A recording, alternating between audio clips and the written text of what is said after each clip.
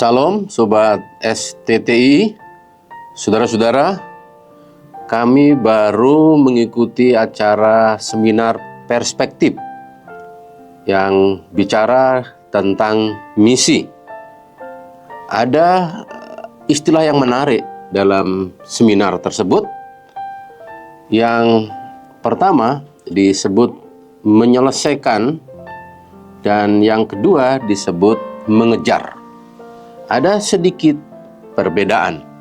Mengejar berarti melakukan misi, menyampaikan kabar baik kepada kelompok orang di lingkungan yang sudah terjangkau. Dalam arti lebih dari 2% kelompok tersebut atau suku tersebut atau bangsa tersebut telah dimuridkan.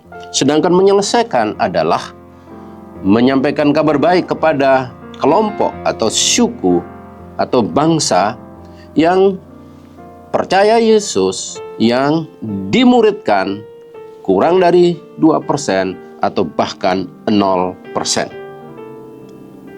Saudara, kita perlu terlibat di dalam misi ini. Mengapa kita perlu ikut menyelesaikan? Ada dua alasan paling tidak.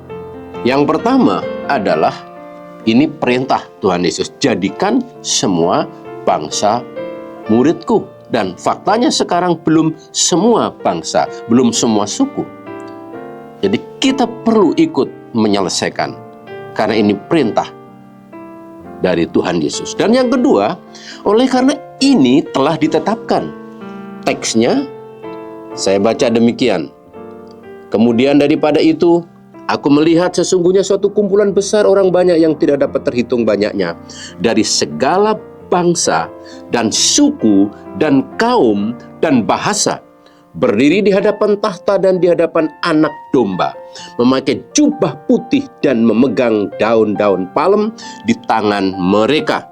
Wahyu 7 ayat 9. 4 istilah yang dipakai oleh Yohanes: etnos, phulon, laon, gloson. Yang dalam bahasa Inggris lebih mudah, satu kata atau dua kata, people, group.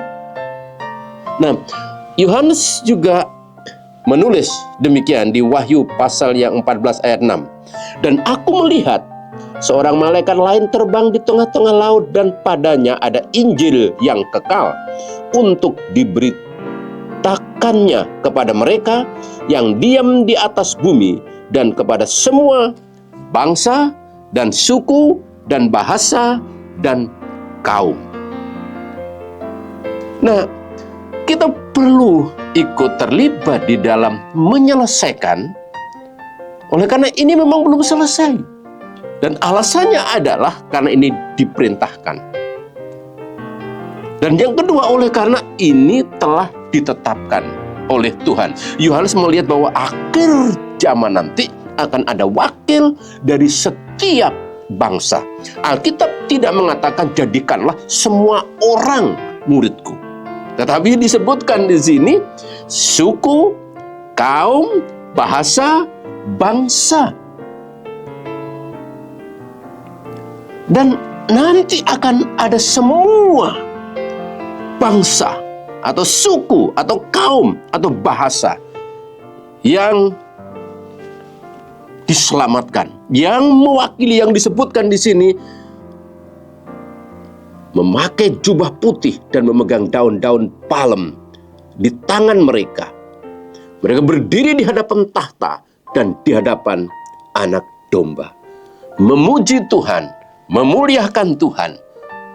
Dan ini berarti, saudara, implikasinya adalah semua bangsa, semua kita akan satu nanti. Berarti dalam tanda petik tidak ada Amerika, Korea, tidak ada gereja barat, gereja timur. Dalam tanda petik berarti tidak ada gereja Batak, gereja Tionghoa, gereja Sunda. Berarti juga tidak ada Pantekosta, GBI, dan Baptis, dan sejenisnya. Oleh karena semua kita akan menjadi satu dari setiap suku atau kaum atau bahasa, memuji Tuhan, menyembah Tuhan. Ini pasti akan terjadi.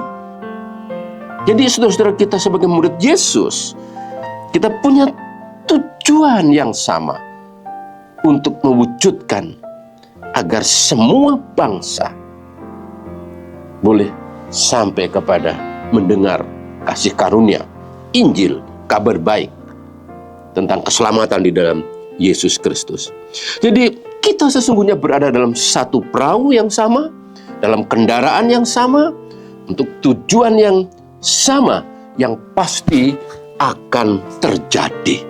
Yang belum pasti ialah seberapa banyak kita ikut terlibat di dalam mewujudkan fakta bahwa setiap suku bangsa nanti akan mendengar Injil Yesus Kristus. Oleh karena itu marilah, ayolah kita ikut. Apakah pergi, ikut pergi? Apakah berdoa? Apakah mengutus, memberi dana agar apa yang pasti akan terjadi ini kita dilibatkan di sana, menyelesaikan amanat agung, menyelesaikan agar setiap suku atau bahasa atau kaum atau bangsa boleh diselamatkan. Tuhan Yesus memberkati kita sekalian.